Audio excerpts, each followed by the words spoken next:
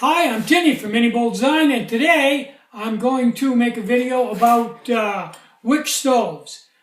It's been brought to my attention that not everybody understands Wick stoves, so today I'm going to go through it right from the basics and try to explain to you about Wick stoves if you don't know anything about them. If you've got a Wick stove, then you don't even need to watch this video. Okay, let's get started. Okay, this is one of my Wick stoves. I used to sell different models. Now I sell one basic model, the SS1, in several different configurations, but they're all basically the same stove. So, they consist of quite a few parts, so let me take it all apart, which is no big deal, and then explain it as I put it back together. Okay, this is the base. And this is a Cub, so it has a big nipple on it. The other two have a small nipple. This feeds off a large fuel line. The other two feed off of a small fuel line, which I'll get to in a minute. It's all skeletonized in here, just a tower in the middle. This nipple screws in and out. You can take it in and out, put a small one in and put a big one in. Okay, on the other side, you've got what I call a Snorkel.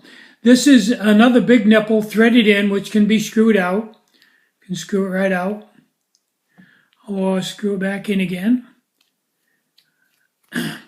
Okay, and what this nipple does is when the fuel comes in here from your feed source, which I'll get to in a minute, it comes in and it goes up and it goes all the way to the top of this Snorkel and then comes out and runs down into the body of the stove, which I'll now put on. This is the body of the stove made out of silicone. Okay, so you can see the Snorkel right here. The fuel comes out of that and runs down in and fills this whole area in here with fuel. And on top of that, there's a top which keeps the wick from burning the silicone. It's kind of a heat dam. It has a couple other purposes that aren't important, but anyway. And this is the wick. This is a piece of carbon felt.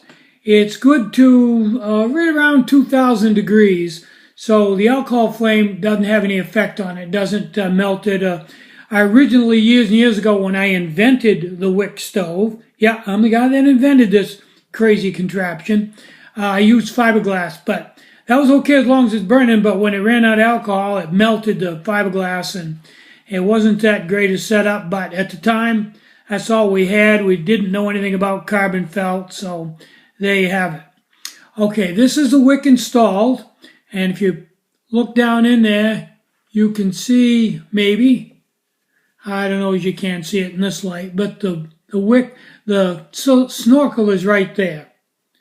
Okay, now that's in full configuration, maximum amount of wick you'd ever use for a really big flame. The taller this wick is, the more flame you get. Okay, now if you wanted to go to like a simmer, you can cut another wick, a shorter one, and slide that in.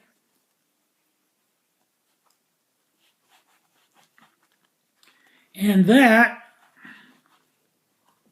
will give you a very short wick. And that will, okay, you can see the Snorkel now. That will burn a lot lower flame, good for simmering and baking. Now, if you have the deluxe model of this, the SS2, which comes in a carry case, it comes with a simmer ring that just slide on the top. So if you want to go from this heat to this heat, you don't have to change wicks. You can simply put the simmer ring on. That's the reason why that stove costs more. Okay, now, before I get into the different configurations of these, maybe I'll do that first. Okay, I sell 3 versions of this. The first version is just this stove, no nipple cap, no simmer ring, no fuel line, nothing, just the bare stove. And it's for the person that already has a 4 1/8 ounce nipple cap or a super cap or a remote feed, whatever they want, and they're just looking to buy the stove. They don't want to buy all the hardware that goes with it. And that's the basic stove called the SS1. Okay, The next model I sell is the the Cub Stove.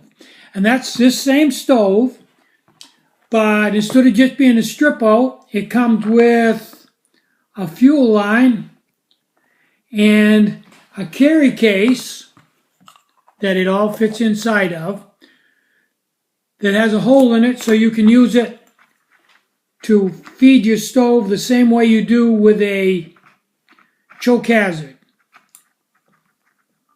So it's basically choke hazard technology. And if you put fuel in this, you can put a couple ounces in it and it'll burn, probably if you fill this up to the max without flooding the stove, you can probably burn closer to, you can do an entire bake, probably 20 minutes on this. And that's called the Cub. Now it doesn't have a snorkel in it because you can't feed correctly with a snorkel in it. With a snorkel in it, I'd have to, just take my word for it. You can't use a snorkel with a reserve, and that goes for any reserve. SS remote, slimline, big gulp, you can't use any of them with a snorkel in them. So if you were going to use the SS1 or the SS2 with a reserve, you would have to take this off and unscrew the snorkel and take it out, put it back together, and then you could use it with a reserve. But it won't work with the reserve with the snorkel in place. Okay. Now, when it comes to the third model, the SS2, it comes with the simmer ring that I told you about, and also it comes with a super cap. And that's the only difference between the base model SS1 and the deluxe model SS2. The SS2 comes with a simmer ring that slides down over the top and a super cap, which simply is a cap with a groove in it to wind your fuel line up on and lock it into the nipples here. And it's just the same as a 4 and 8 ounce nipple cap, only it has the reel to wind up your line and store it. And that comes right inside of a carry case on the SS2. So with the SS2, you get a carry case, super cap, and a simmer ring, along with the SS1 stove. Okay, that's the difference between the three models. You got the base model, the SS1, the Cub, which is a non-snorkel stove that comes with a carry case, and the SS2, which comes with a carry case, a super cap, and a simmer ring. Okay. Now we're past that. Let's get to the point of what's the advantage of it. Why are we even goofing around with a Wick stove? Okay. The advantage of a Wick stove is, first off, unlike the conventional stoves, you don't have to prime this to get it going. You simply hook up your fuel supply and squirt enough fuel into it to get the wick wet, damp, and light it, and you're ready to cook. Second thing is, when it starts to get low on fuel, you can simply squeeze your fuel bottle and refuel it without stopping. You can cook for as long as you want to with non-stop without having to stop, cool it down, take the thumb screw out, and refill it or anything. You can keep going continuously until you run out of fuel. You can even take the bottle off and screw another bottle on and keep it on going without stopping the flame. Third point is, this is adjustable, unlike a conventional stove. You can adjust the heat by changing the wick length or by putting on a simmer ring.